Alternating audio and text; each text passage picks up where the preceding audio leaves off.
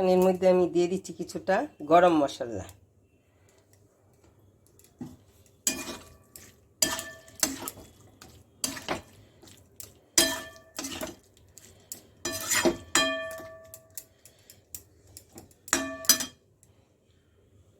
আমি আজ চিকেন ভুনা রান্না করব, এই জন্য আমি এই ছোটো ছোটো করে পিস করেছি মাংসের।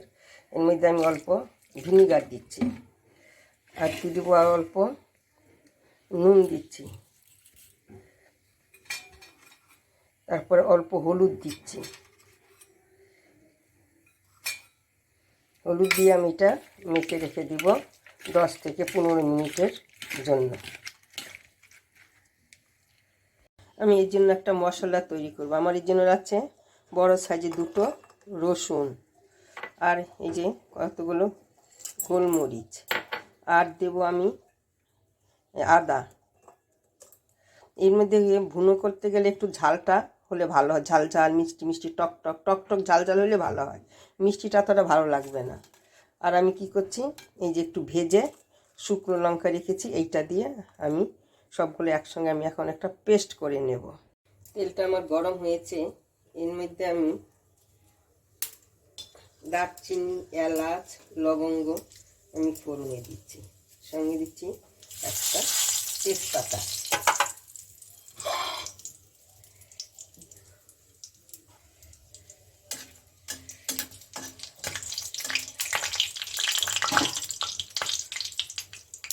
এখন এর মধ্যে আমি দিয়ে দিচ্ছি পেঁয়াজ, বড় বড় 2টো পেঁয়াজ।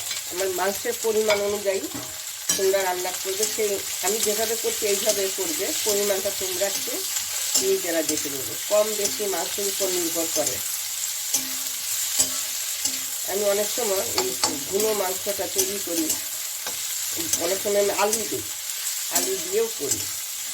আলু দিয়ে খারাপ লাগে না, কেন যারা আলু ভালোবাসে ওরা আলু দিতে পারে। এরকম ভাজা হয়েছে পেঁয়াজটা, এর মধ্যে আমি দিয়ে দিচ্ছি এই যে মাংসটাকে। কেন পেঁয়াজ, মাংসের সঙ্গে পেঁয়াজটা আরও ভাজা হবে।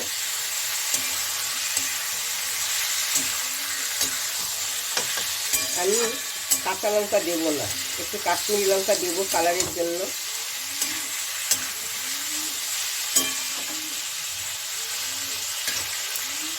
এখন এর মধ্যে আমি দিয়ে দিচ্ছি অল্প কাশ্মীরি লঙ্কার গুঁড়ো, কেন আগে তো আমি এমনি ঝাল লঙ্কার গুঁড়ো দিয়েছি একটু ভেজে, ওই জন্য আর আমি এত দেবো না। এখন এর মধ্যে একটু নাড়িয়ে নিই।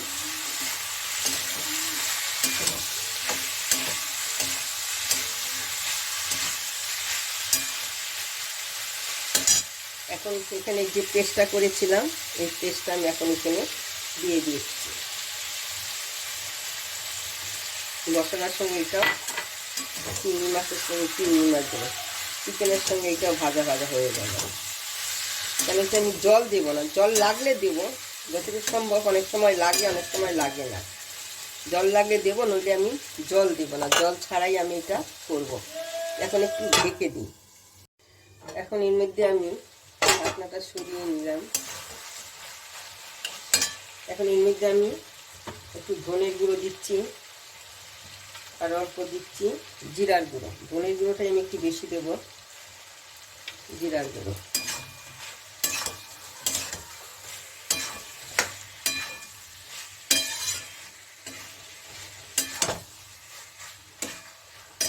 মিডিয়াম আছে আমার, এটা আছে। এখন ঢেকে দিয়ে আমি ঢাকনাটাকে দিচ্ছি। এই দেখো, এই মাংসের টুকরোগুলো কিন্তু আমি বেশি বড় করিনি, ছোটো ছোটো টুকরো হলে না ওর মধ্যে নুন ময় মশলাগুলো বেশি ভালো ঢুকে যায়। এখন আমি এখানে কী করব, এই যে একটা বড় সাইজের টমেটো নিয়েছি, টমেটোটা পেস্টটা আমি দিয়ে দিচ্ছি। কেন ভিনিগার দেওয়া আছে, টমেটো দেওয়া আছে, লঙ্কা দেওয়া আছে, ঝাল ঝাল টক টক হবে। বাচ্চারা যদি খায়, যখন খাওয়াবে, আমাদের বাড়িতে বাচ্চা নেই, ওই বাচ্চা নেই যেন ঝাল খেতে পারবে না, ওই জন্য একটু আমি ঝাল ঝালই করেছি। ঝাল ঝাল টক টক হবে, বাচ্চারা খেলে টক ঝালটা দেবে না, টকটা দেবে না, তো টক খেতে ভালোই বাসে।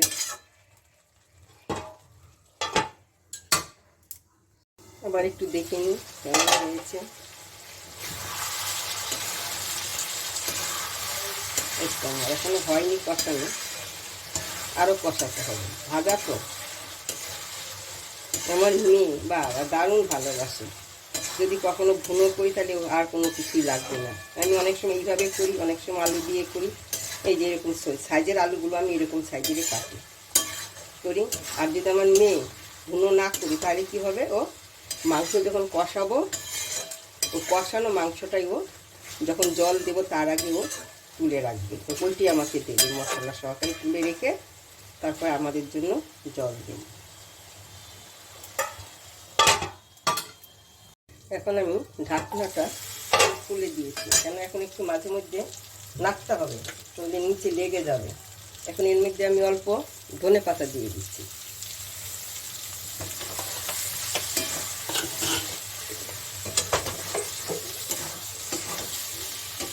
কেন এখন তো ভাজা ভাজা হয়ে আসছে, নিচে লেগে যাওয়ার চান্স আছে বেশি। দেখো, দেখি তো বুঝতে পারছো কেমন হবে। দেখো, যদি আমার ইয়াটা ভুনোটা মানে ভাজা চিকেনটা যদি তোমাদের পছন্দ হয় তাহলে লাইক করবে, শেয়ার করবে, সাবস্ক্রাইব করবে, কমেন্টে লিখবে কিছু। আমি চেষ্টা করব ভালো করার জন্য, বা ভালো হলেও লিখবে, খারাপ হলেও লিখবে, তাতে আমার খুব ভালোই লাগবে। এখন আমি একটু ঢেকে দিই, এখন আমি ঢাকাটা খুলে দেখি। এই তো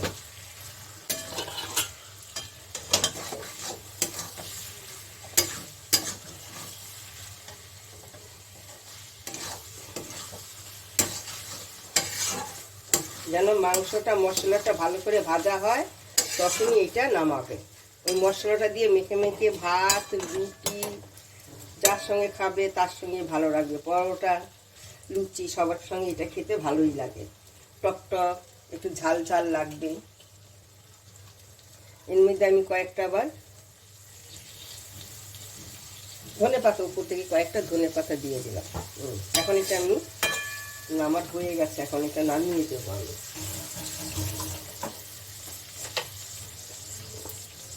দেখো, দেখে বুঝতে পারছো কেমন হয়েছে। এইভাবে তোমরাও রান্না করবে, খেতে দারুণ লাগে।